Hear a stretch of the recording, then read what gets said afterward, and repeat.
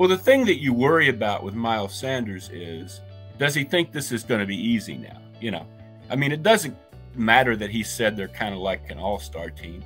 What matters is what his mindset is in saying that.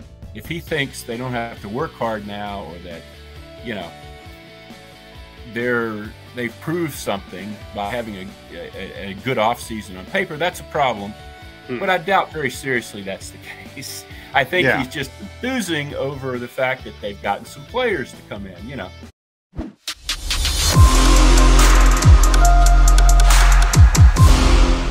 Eagle fans love a guy like Brandon Graham because he makes that kind of effort. Much the way we love our buddy Les Bowen, who is out of town, waving to us, kind of on vacay, but said he'd be willing to jump on for a couple of minutes. And he's got the Wi-Fi wherever he is up and running. And he has done just that. Joined us here on Birds 365. All right, so can we keep you like 25 minutes and then let you get to the beach?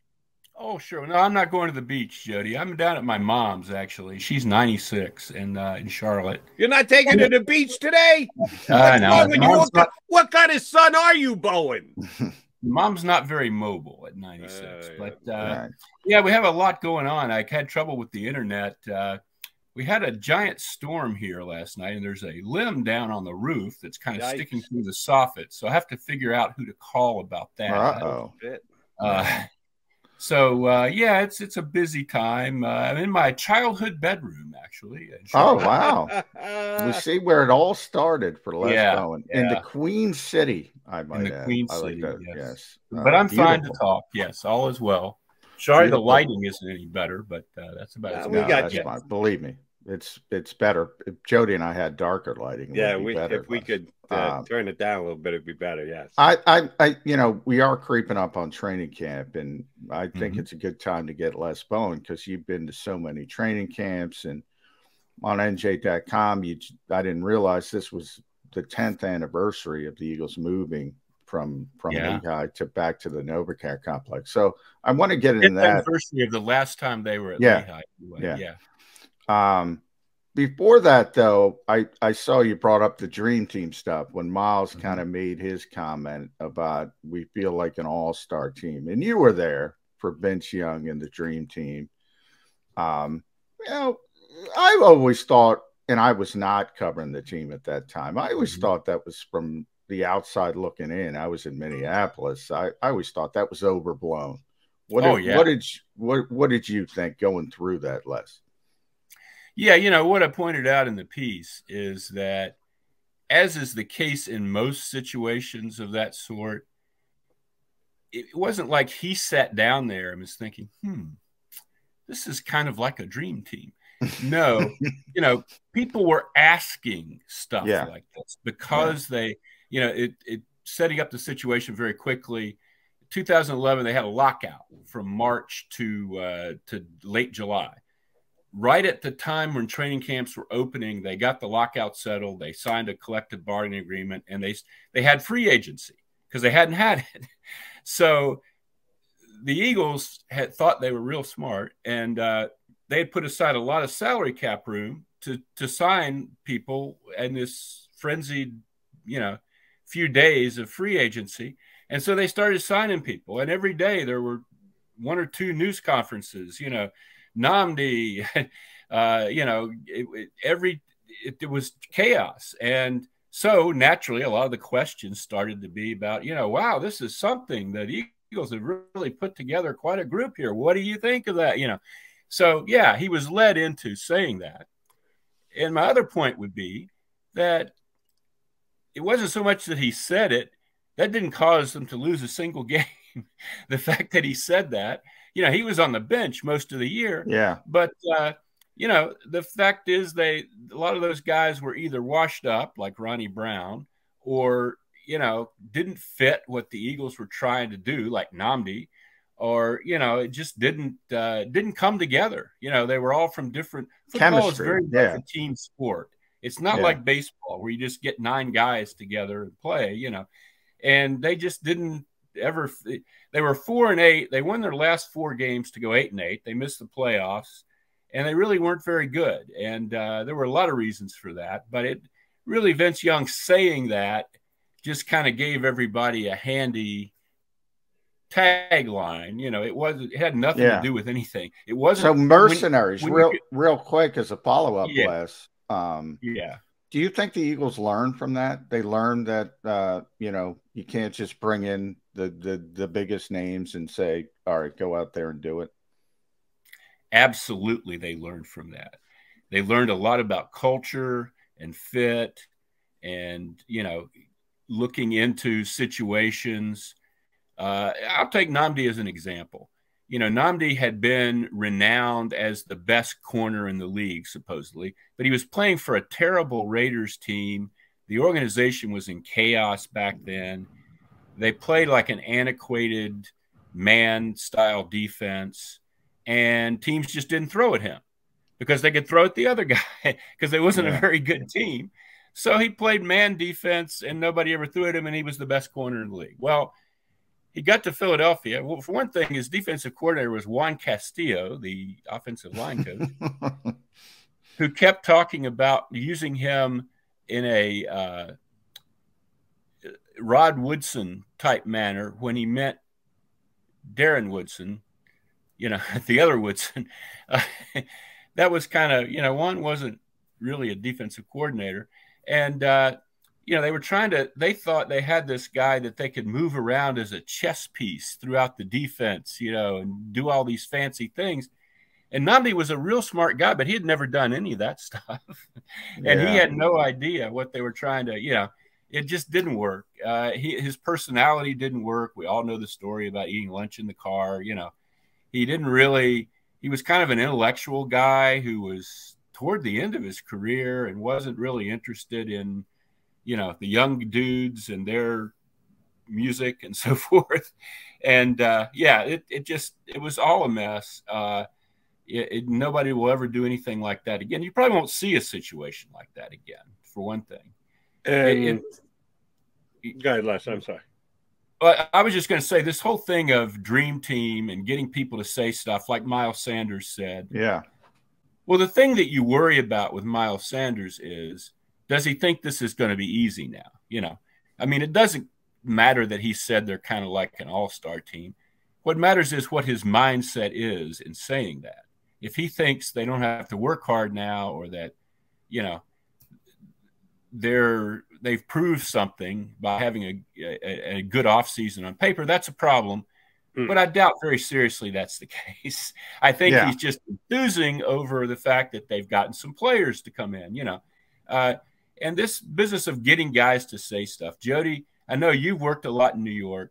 When I used to cover hockey, I was there the day that they got Mark Messier to guarantee that they would beat the Devils in Game 7 in 1994. And he was kind of cajoled into it.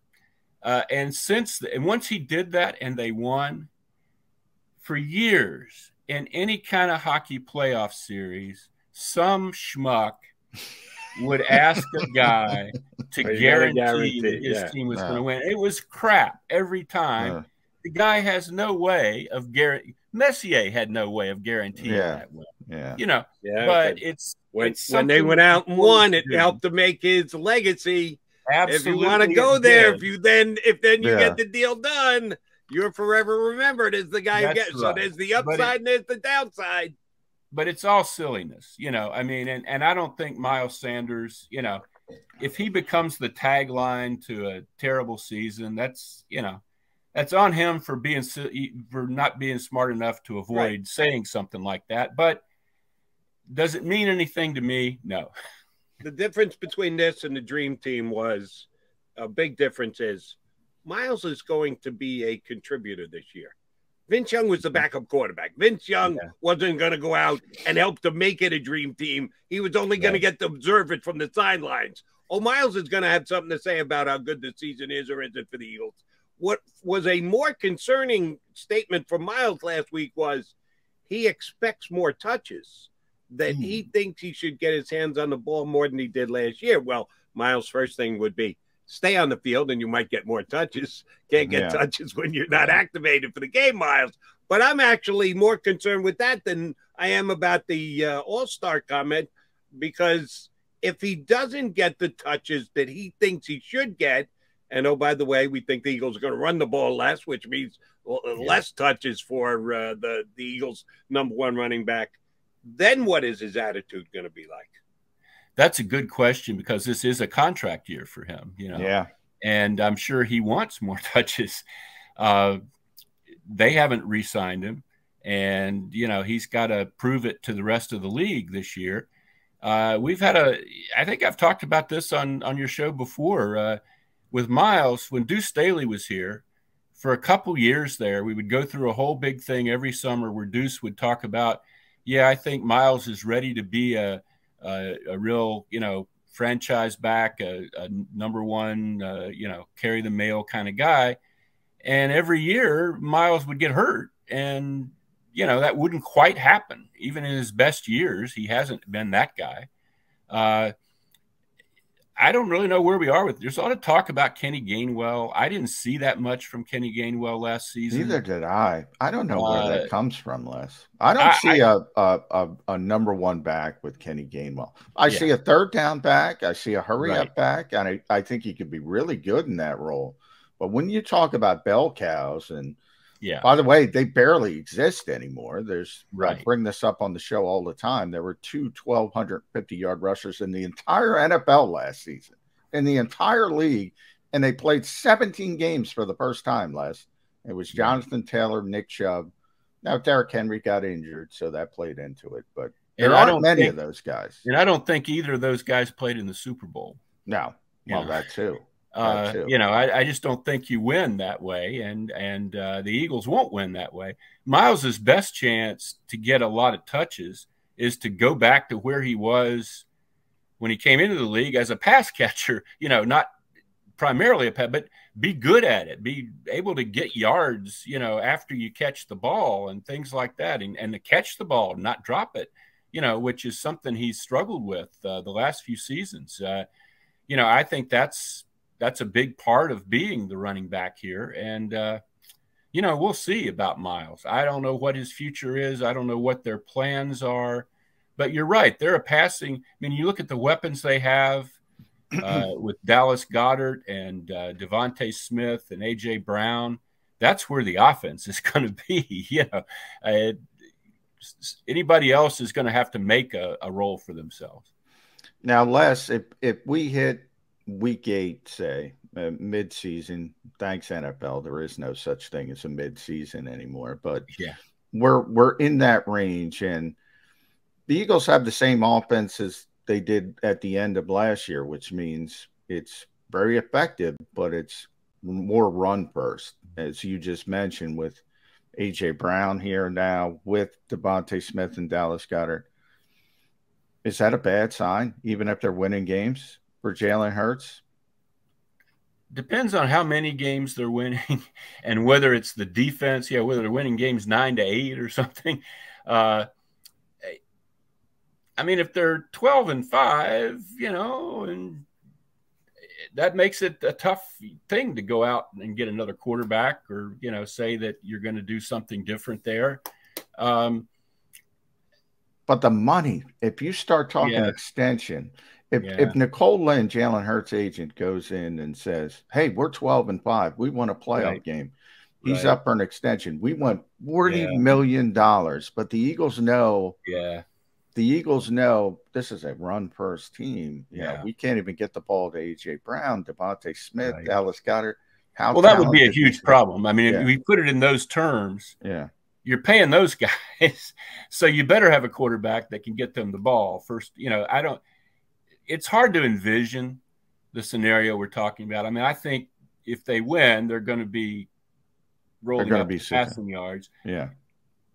Whether Jalen is I can still see a scenario where, let's say they're not 12-5, let's say they're 10-7, and they get into the playoffs, and Jalen's put up some stats, but there are people analyzing this stuff who really know X's and O's who are saying, if they had so-and-so, they could have had 12 more touchdowns, and then it gets real tough, And I kind of think that might be where we end up, you know, that he'll have a good year, but Still is he questions. really that guy, you know? And I think he has to go out and just kill it for me, you know, to really. I'll tell you why I think John's scenario of 12-5 and Jalen hasn't come up appreciably better is actually has a chance of happening. I think the defense is more improved than the offense from last year. If you look at where the Eagles ended last year and the Eagles are today, I think their defense has shown more improvement. I think they've added more to the defense than they have to the offense. So Hassan Reddick gets his 12 sacks. Brandon Graham comes back and is a major contributor on the defense side of the ball. My guy, Nakobe Dean, grabs the middle linebacker position and is everything that he was last year at Georgia. Kazir White is a nice addition to the linebackers. James Bradbury is better than Steven Nelson was. Yeah, if they won 9 games with that defense last year, why couldn't they win 12 with this defense this year? And all the quarterback has to do is make a play with his legs every once in a while and hand the ball off, and they win 12 games. I think that's actually got a chance of happening. It does. You're right. I mean, I want to see the defense. You know, we're projecting an awful lot of improvement. They have fortified it. They are depending on some young guys. You know, you don't know what rookies are really going to do. But, yeah, it should be a better defense. The problem is it really was a bad defense last year. I think it kind of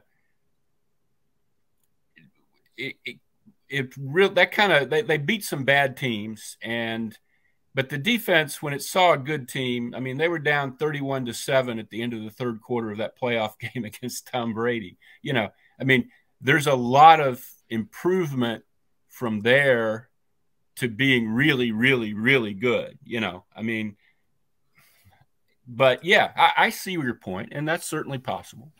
Les, thanks for fighting through it. Last one from me, at Les Bowen on Twitter. Read him at nj.com.